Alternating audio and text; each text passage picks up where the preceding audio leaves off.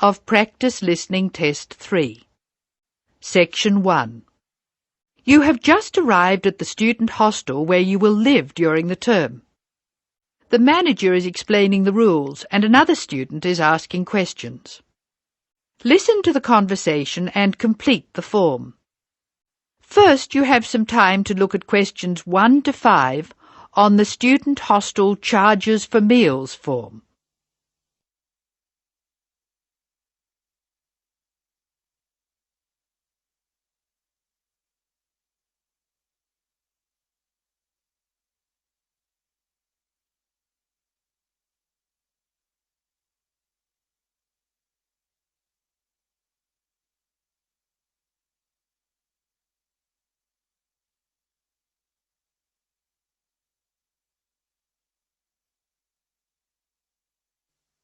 You will see that there is an example which has been done for you.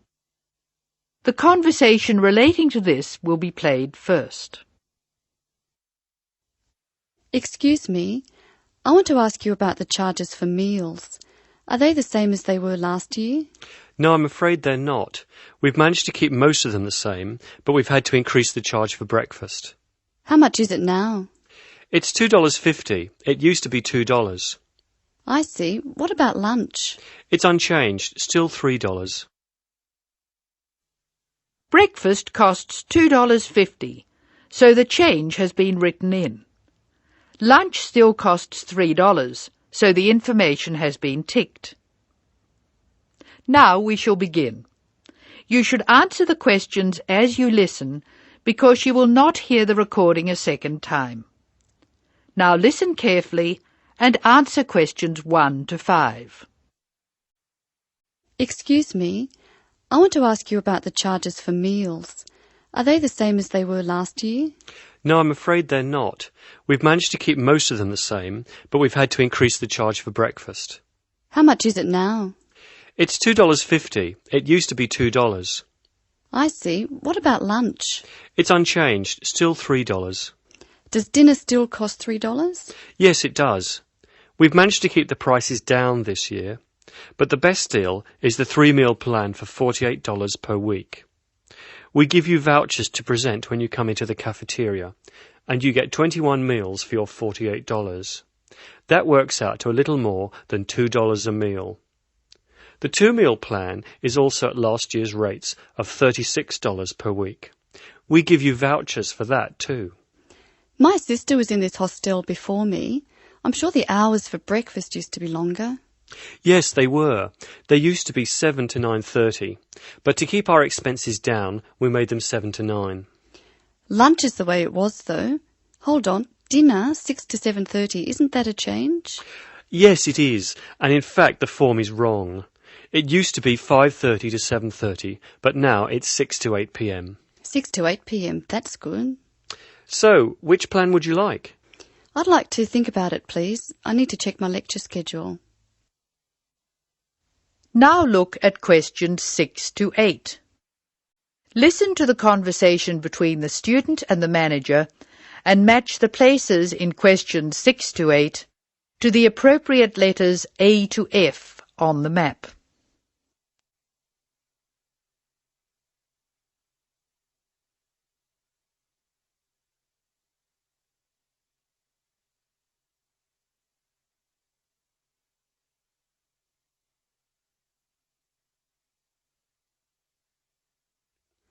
Can you tell me how to get to my room, please? Of course. You're in the new wing, which is very freshly painted and pleasant. But I'm afraid you're going to have to go to a couple of other offices before you can have the key. You're in the admissions office now. Leave this office and turn right and go to the end of the hall. The last office is the fees office, where you can pay the balance of your room deposit. They'll give you a receipt. Okay. After you've been to the fees office, come back past admissions. You'll see a very large room at the northwestern corner of the building. You can't miss it.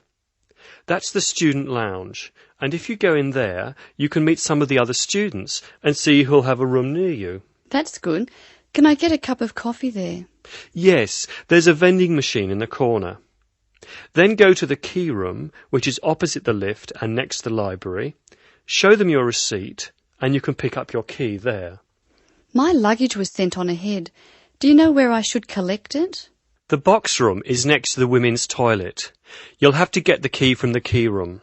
Thank you. That is the end of section 1. You will now have some time to check your answers.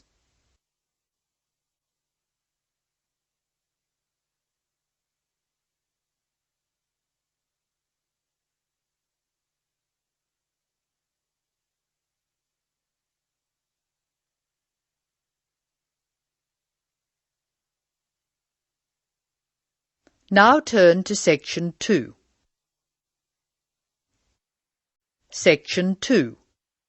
You are going to hear a teacher helping high school students visiting from an overseas school to fill in a school excursion permission note. First look at questions 9 to 16.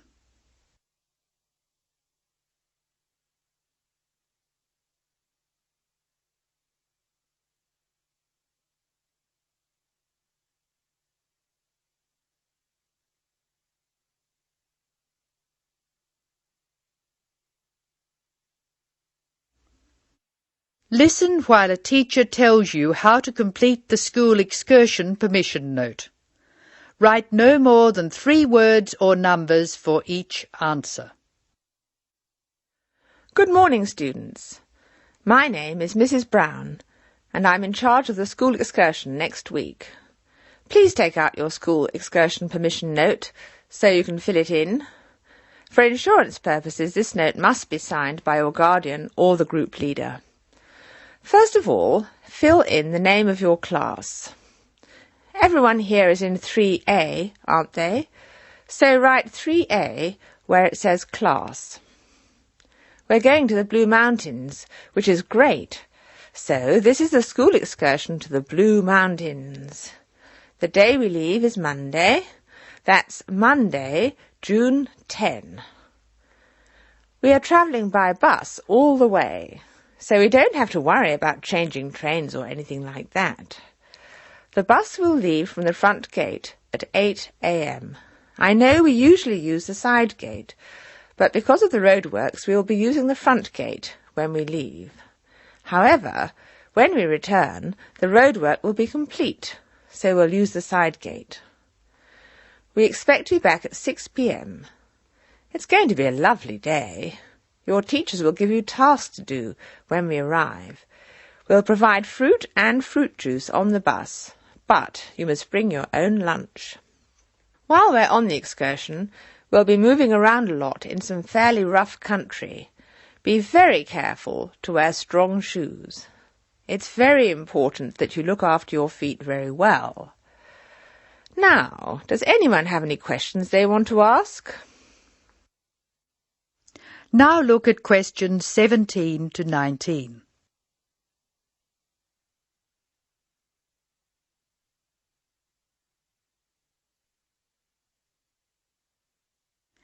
As the talk continues, answer questions 17 to 19. Write no more than 3 words or numbers for each answer. No questions? OK. I'd just like to fill in a few more details. The bus should arrive in the Blue Mountains at 11 a.m. We'll have time to do the first of our tasks before lunch. The bus is not a new one, but it does carry one piece of special equipment, a first aid kit. I certainly hope we won't have to use it, but it's nice to know it's there in case we have a medical emergency. The other class on this excursion is 3B, so I know it'll be a good day. The last time 3A and 3B went out together was a thoroughly successful excursion. That is the end of section 2. You will now have some time to check your answers.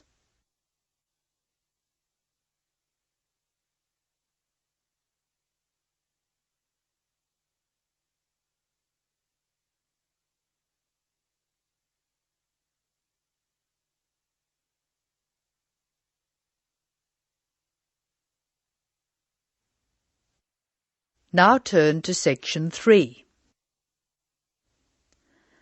Section 3. In this section, you will hear a conversation between Mrs. Lamb, a member of the staff in a large hospital, and Andrew, who is a student in the nursing school. Mrs. Lamb is explaining the rules about visiting hours in the hospital. Look at questions 20 to 25.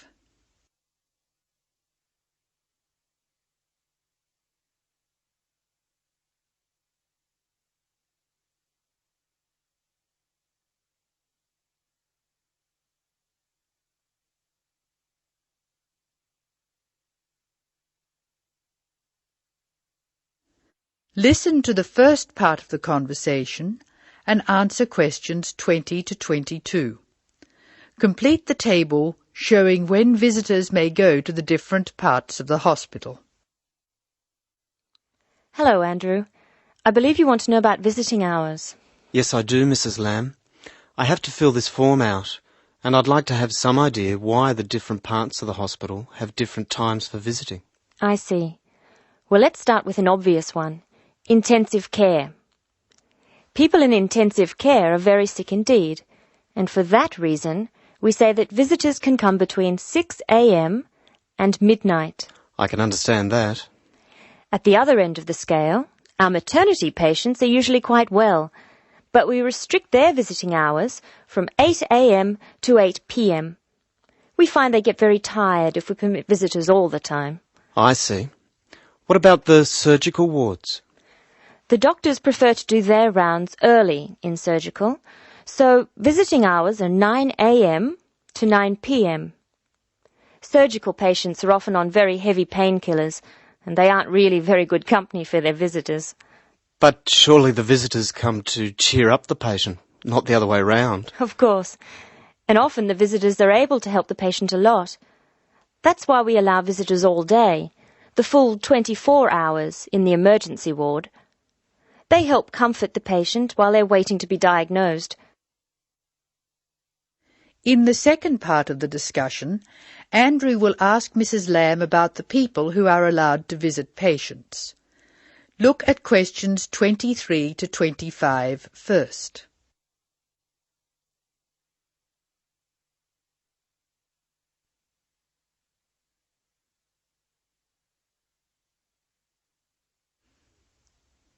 Complete the table showing who is allowed to visit and the number of visitors permitted. Use the letter A to show that adults may visit, E to show that everyone may visit, and I to show that only immediate family may visit. Of course, it's not just everyone who can visit a sick patient. People in intensive care can only be visited by their immediate family. What's more, we only allow 2 people in at any time. We let children of the immediate family in to visit people in intensive care, but we don't like to do it. It's very hard on the children, and it may distress the patient. However, if the patient asks for the child, and the family agrees, that's okay. What about children in maternity? Of course we let them in. They're very pleased to see their mothers. The rule in maternity is everyone may visit, up to 6 people at a time. The maternity ward is quite sociable after all. The surgical ward must be different. It is indeed. We don't allow children in the surgical ward because of the danger of infection. And as you know, we restrict the hours. There are a lot of procedures which must be carried out on surgical patients, and we only let 2 visitors come in at a time. And in emergency, people are allowed to visit all the time? Oh yes, we rely on patients' relatives to be there for them, and we permit everyone to visit the emergency department at all hours. However, we restrict it to 3 visitors for each patient. Otherwise, the room just gets totally crowded. Now listen to Mrs. Lamb explaining where Andrew will spend the first week of his training. Circle 2 letters. An example has been done for you. Look at questions 26 and 27.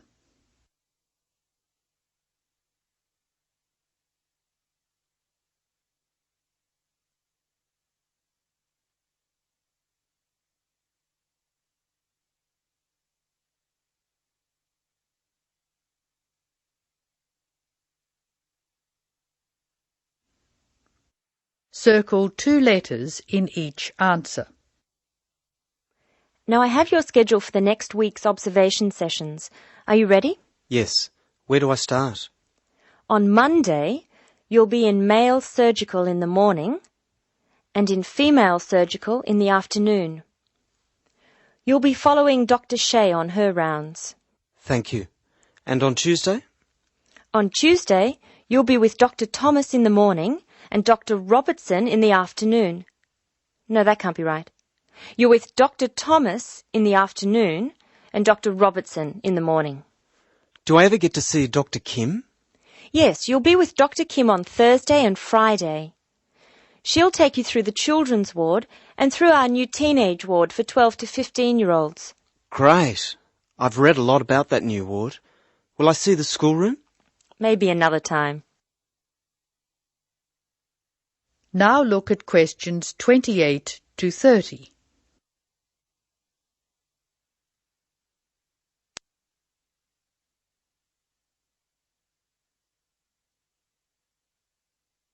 Now answer questions 28 to 30. Write no more than 3 words or numbers for each answer. And what will I do on Wednesday? On Wednesday, you'll join the other students for lectures. You'll be in the Redmore lecture room between 8 and 10 a.m. and later between 2 and 3 p.m. Thank you. Do you know how big my class is? The intake this term is 200 first-year students. I'm pleased to say about 1/3 are men, which is good. Nursing used to be an almost entirely female occupation. I know. My father trained as a nurse, and he was considered very unusual. Is he still working as a nurse? Yes, he's working in a hospital in the country. I guess I just wanted to follow his example. That is the end of section 3. You will now have some time to check your answers.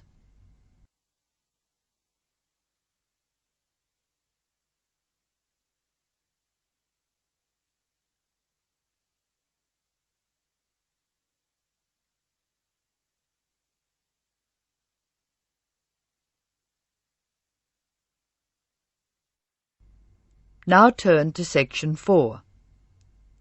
Section 4. You will hear an extract from an introductory talk given to a group of students who have just entered a university residential college. The speaker is the principal of the college. Listen to what the speaker says and answer questions 31 to 37. First, you have some time to look at questions 31 to 37.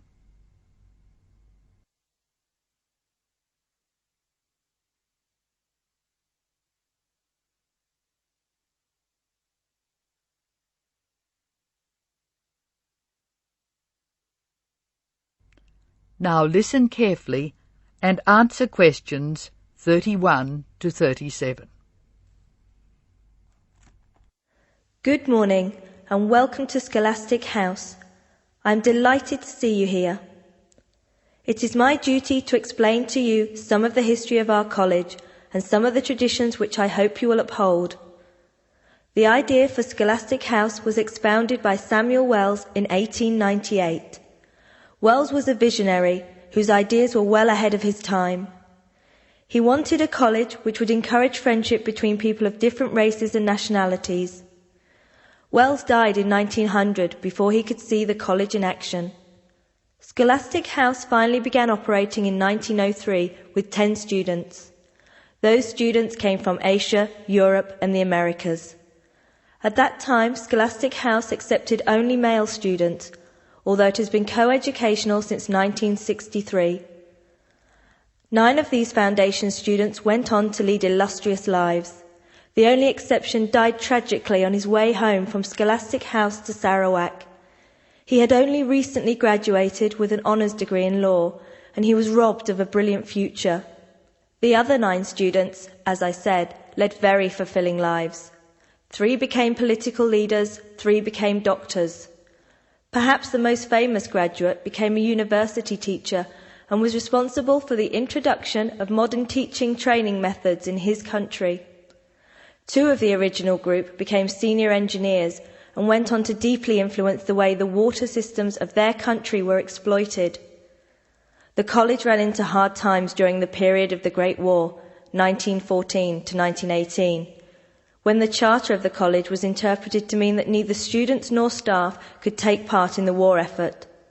Many people felt that this indicated a lack of national spirit, and the walls of the college were frequently marked with graffiti. Meantime, outside the college, tens of thousands of young men went away to fight in Europe, never to return. The college was building a reputation for learning and for tolerance of opposing views. Scholastic House debate and discussion nights were open to the public in 1927 and have been available to anyone who wishes to attend ever since. It is a proud tradition of the college that any view may be expressed, provided that it can be defended intellectually. Over the years, topics which were controversial at the time have been discussed and debated. Now look at questions 38 to 40.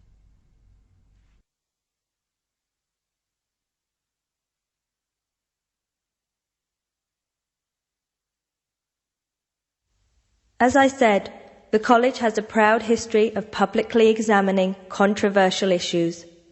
Why should we do this? The publicity we receive is often sensational, and there is no joy in encouraging argument for its own sake. In fact, that sort of discussion just increases tension. The only legitimate reason for our behaviour is that it casts light upon the topic in question and informs the debate. And controversial topics are the ones which most need informed attention. As the world forges ahead, we often find our scientists have outstripped our philosophers. We frequently develop scientific marvels without realizing their full implications. Nowhere is this more obvious than in medicine. We are now able to keep people alive far longer than before. But this medical ability must be measured in relation to the quality of those lives. I urge you to spend your time at Scholastic House wisely. You are the heirs of an excellent academic tradition of which we can all be justly proud. It is your responsibility to continue this tradition of querying where our world is going. Progress is not always upwards.